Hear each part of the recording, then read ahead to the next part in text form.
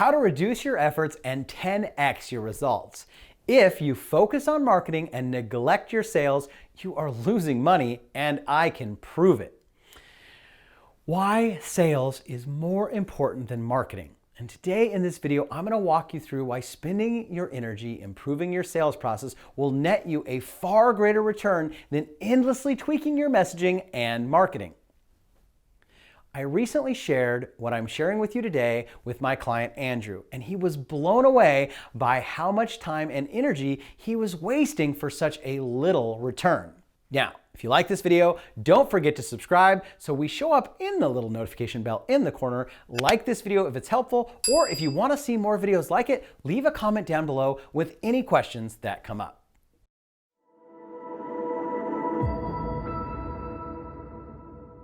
Okay, so let's talk about marketing versus sales.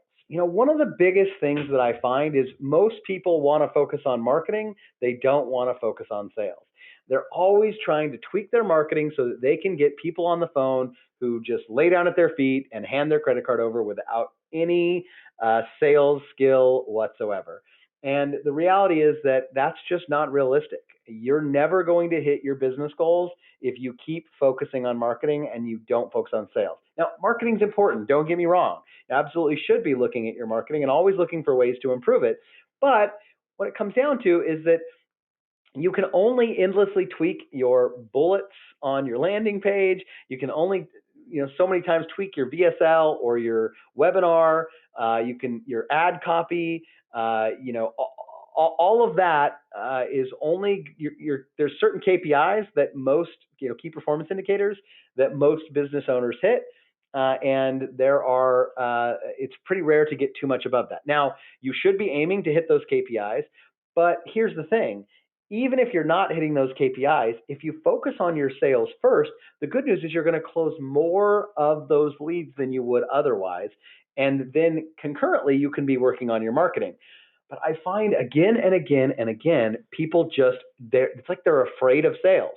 And I get it because, I do a lot of public speaking. And, when I speak publicly, one of the first questions I ask people is, how many people here, what's the first thing you think of when I say sales? And most people are like, oh, salesy, pushy, no fun, my least favorite thing, things like that. And then it's no wonder that they're struggling with their sales.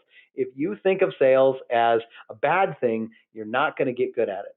I think of sales as service. I think of it as an opportunity for me to be on a call and listen to the person that I'm talking to, understand what they really need, and see if I can help them find a way where they can get it.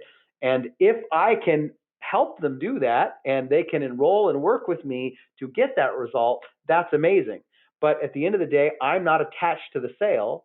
I'm attached to making sure that I serve the person I'm speaking to and that we come up with the best path forward for them. Now, oftentimes that is working with me because if they need to improve their sales, then we're the best at being able to help them actually make those improvements in real time. But I want to show you this worksheet that's on your screen now. I want to share with you a little bit about how you can kind of determine whether or not it's profitable for you to keep tweaking your sales, or if maybe you should shift your focus and actually focus on your keep shifting your marketing and actually focus on your sales. So most of the clients, in fact, all of the clients that we work with, they use paid traffic like a Facebook ad or a YouTube ad to drive to a VSL, a video sales letter, a webinar, some sort of free online training. So they do their free online training, and at the end of that training, they offer a strategy call or a breakthrough session, and that the person can apply to speak with them or somebody on their team. And our company builds a lot of sales teams for coaches and consultants like that, or we train coaches and consultants like that who want to improve their own sales skill.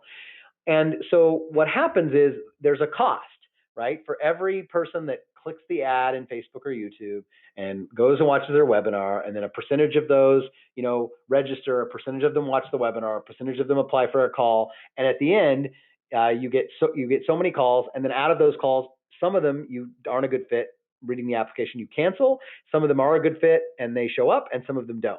So the people who fill out the application, you kept.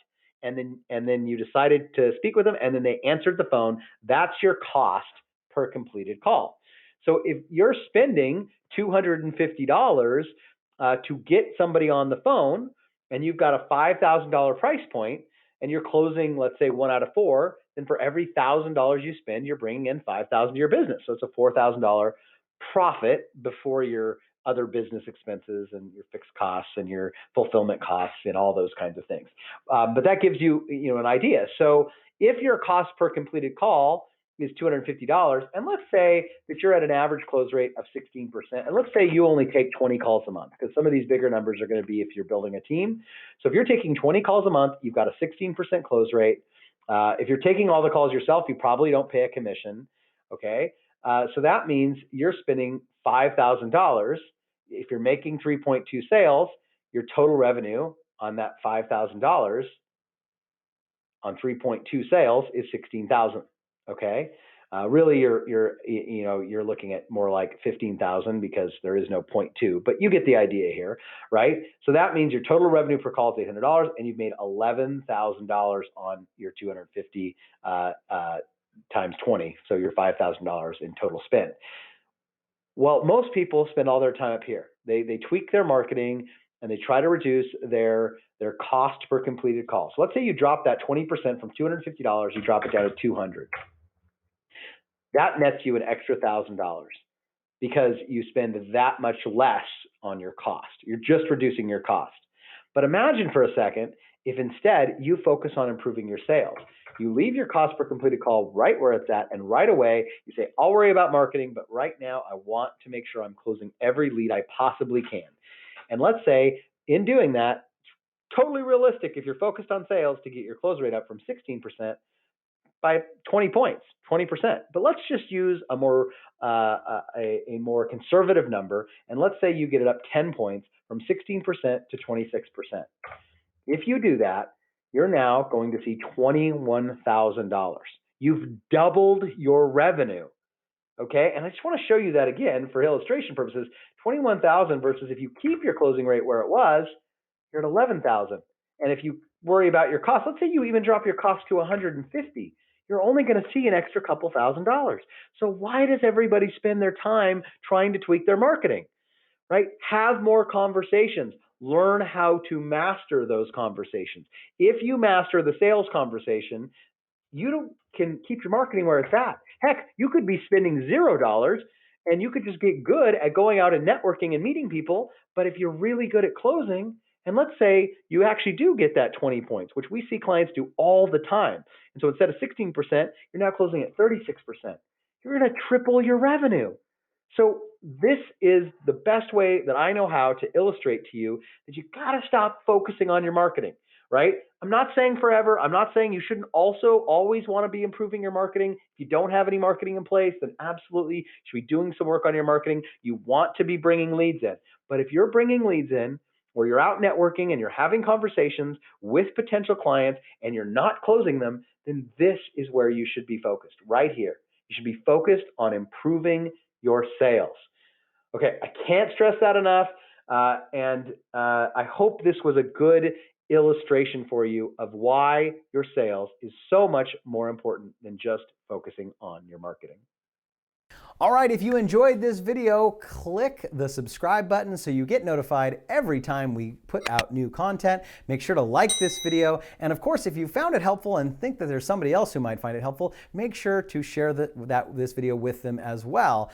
And if you want access to the free tool that I demonstrated in this video, you can click the link in the description box below and we'll give you free access to that tool there.